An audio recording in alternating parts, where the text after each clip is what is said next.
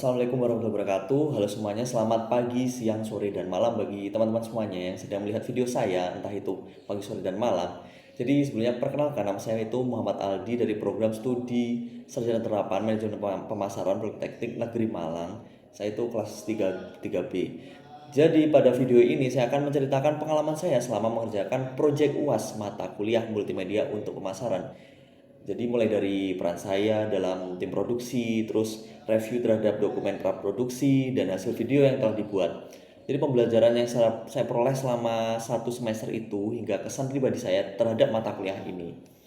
Jadi pada proyek ini, kelompok kami itu membuat sebuah video company profile. Jadi company profile dari program studi manajemen pemasaran, yaitu prodi saya sendiri sih kebetulan. Jadi konsep video yang kami angkat itu dalam memperkenalkan program studi manajemen pemasaran itu melalui alur cerita seorang mahasiswi yang sedang menuju kampus menggunakan ojek online. Jadi dia itu memesan ojek online untuk pergi ke kampus. Jadi di tengah perjalanan itu terjadi percakapan antara driver ojol ini dan si mahasiswi ini mengenai program studi manajemen pemasaran. Jadi driver itu mengira bahwa lulusan manajemen pemasaran itu hanya akan bekerja sebagai sales. Jadi melalui percakapan tersebut, kami menampilkan berbagai aktivitas perkuliahan untuk menjelaskan bahwa mahasiswa manajemen pemasaran itu mempelajari banyak kompetensi seperti digital marketing, e-commerce, website, public relation, multimedia, komunikasi bisnis, hingga pembuatan aplikasi penjualan. Seperti itu. Konsep tersebut itu kemudian kami tuangkan ke dalam dokumen praproduksi sebelum proses syuting dilaksanakan.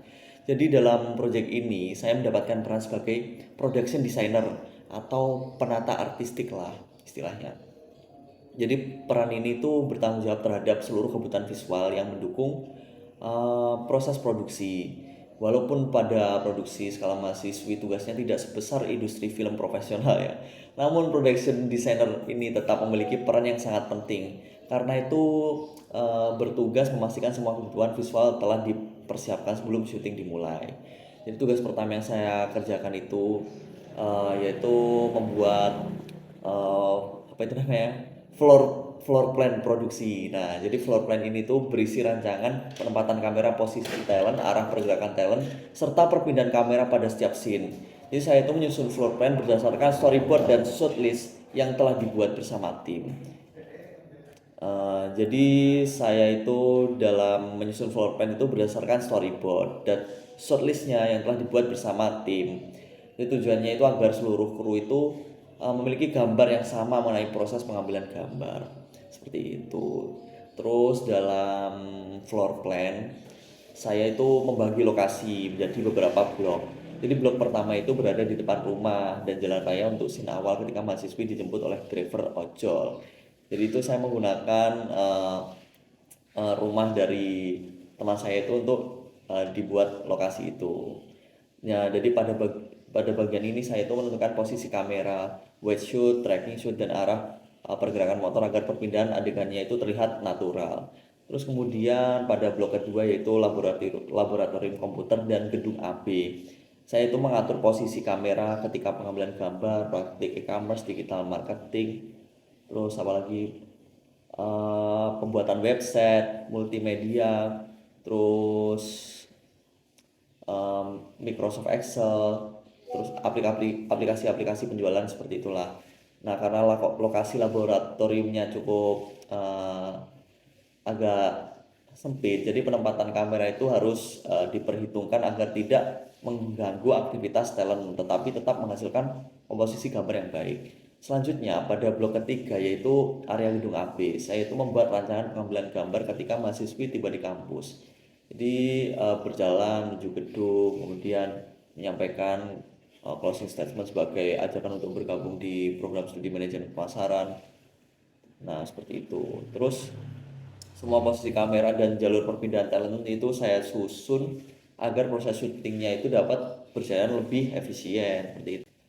Selain membuat floor plan, saya juga menyusun property list. Jadi property list itu merupakan daftar seluruh properti yang dibutuhkan selama produksi.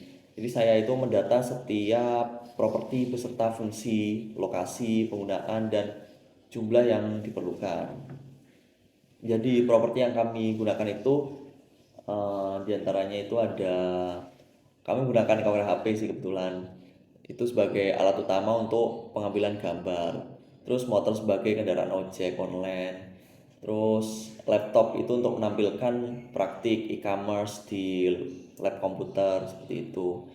Terus menampilkan laptopnya itu menampilkan website, terus editing video, aplikasi penjualan serta Microsoft Excel. Selain itu terdapat tas sebagai atribut mahasiswi, terus ada jaket ojol juga, itu namanya Gojo. Kebetulan yang dipakai teman saya waktu itu untuk simulasi pemasaran. Jadi kami tidak menggunakan jaket ojol yang asli, tapi menggunakan jaket Gojo. Itu merupakan ojol yang dibuat untuk project sebelumnya dari mata kuliah kami. Jadi untuk memperjelas karakter driver seperti itu. Terus helm, nah itu sebagai pendukung adegan perjalanan. Terus kami juga menggunakan smartphone untuk merekam voice overnya. Jadi kami terpisah lah untuk eh, pengambilan videonya itu kami tidak langsung pakai audio yang pas pengambilan video. Jadi kami membuat voice over supaya lebih jelas seperti itu. Terus dengan adanya property list itu seluruh anggota tim itu mengetahui apa saja yang harus dipersiapkan sebelum syuting dimulai sehingga tidak ada properti yang tertinggal seperti itu. Nah, oke, selanjutnya itu pada saat proses produksi berlangsung, saya itu juga membantu memastikan semua properti telah tersedia sesuai dengan kebutuhan setiap scene. Jadi saya itu mengecek apakah laptop sudah menampilkan tampilan yang sesuai, terus memastikan tes, helm, dan jaket ojol digunakan dengan benar, terus merapikan area pengambilan gambar supaya tidak terdapat benda-benda yang menggunakan visual. Jadi saya itu juga berdiskusi dengan tim mengenai penempatan properti agar tetap sesuai dengan komposisi kamera yang telah direncanakan. Jadi menurut saya itu dokumen produksi yang kami buat itu menurut saya ya sangat membantu selama proses syuting. Floor plan membuat itu kru tidak perlu banyak berdiskusi ulang mengenai posisi kamera karena semuanya sudah direncanakan sebelumnya. Terus juga sudah dikomunikasikan dengan baik dengan tim. Jadi semua itu merupakan pendapat dari tim kami juga. Menurut tim kami itu gimana kalau misal seperti ini.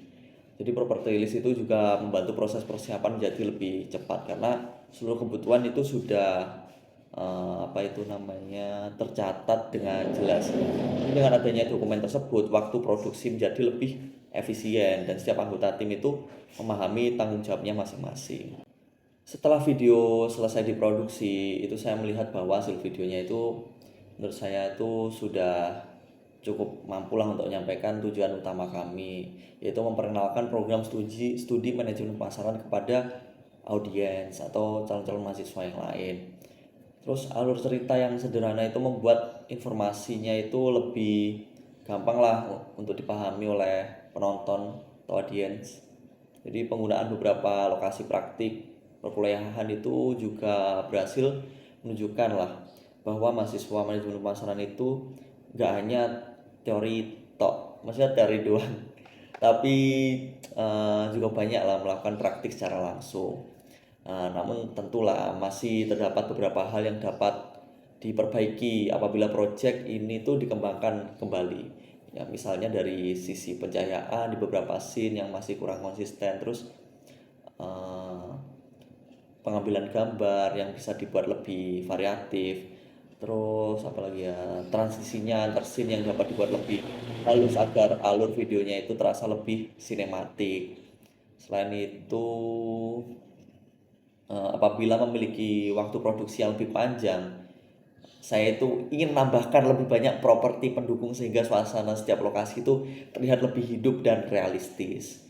Jadi selama mengikuti mata kuliah multimedia untuk pemasaran, saya itu sebenarnya memperoleh banyak pengalaman baru. Jadi saya itu belajar bahwa pembuatan video itu bukan cuma rekam-rekam doang, ambil-ambil gambar pakai kamera gitu doang, tapi itu dimulai dari proses praproduksi yang sangat matang.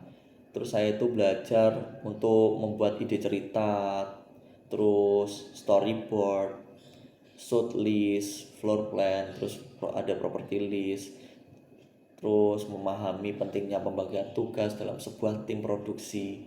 Saya juga belajar terus bagaimana setiap divisi saling koordinasi lah agar hasilnya itu sesuai dengan tujuan yang telah direncanakan. Selain itu saya juga belajar mengenai teknik pengambilan gambar, komposisi visual, editing video, motion graphic, dan bagaimana multimedia dapat digunakan sebagai media komunikasi pemasaran yang efektif. Nah, ilmu-ilmu itu yang menurut saya sangat relevan dengan bidang manajemen pemasaran. Seperti itu. Karena saat ini tuh strategi pemasaran itu sangat bergantung pada konten visual yang menarik dan mampu menyampaikan pesan kepada target audiensnya. Terus apalagi tadi ya soal. Oh iya, kesan pribadi saya terhadap mata kuliah multimedia untuk pemasaran itu sangat positif. Jadi mata kuliah ini tuh ngasih pengalaman saya itu yang beda lah dibandingkan mata kuliah lainnya.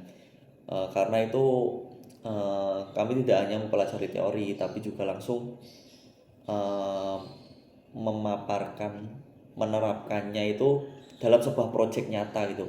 Pokoknya langsung praktek lah. Nah, karena langsung praktek itu saya jadi lebih paham itu gimana proses produksi video itu dilakukan dari awal hingga akhir. Terus serta pentingnya kerja sama tim dalam menghasilkan sebuah karya yang berkualitas. Karena kalau misal nggak ada tim mungkin ya kamu nggak bisa berdiskusi kalau cuma saya pribadi yang buat. Terus melalui proyek ini itu saya juga belajar untuk lebih teliti dalam mempersiapkan kebutuhan produksi, terus lebih bertanggung jawab terhadap tugas yang diberikan dan lebih terbiasa bekerjasama dengan anggota tim untuk mencapai tujuan bersama. Nah, demikianlah refleksi pembelajaran dari saya mengenai proyek UAS multimedia untuk pemasaran. Bukan proyek UAS saja sih, dari awal sampai akhir pembelajaran sih. Jadi ya terima kasih kepada Pak Mus selaku dosen pengampu dan seluruh anggota kelompok yang sudah maulah bekerja sama selama proses produksi berlangsung. Jadi terima kasih semuanya, semoga ini menjadi bekal saya untuk kedepannya nanti. Wassalamualaikum warahmatullahi wabarakatuh.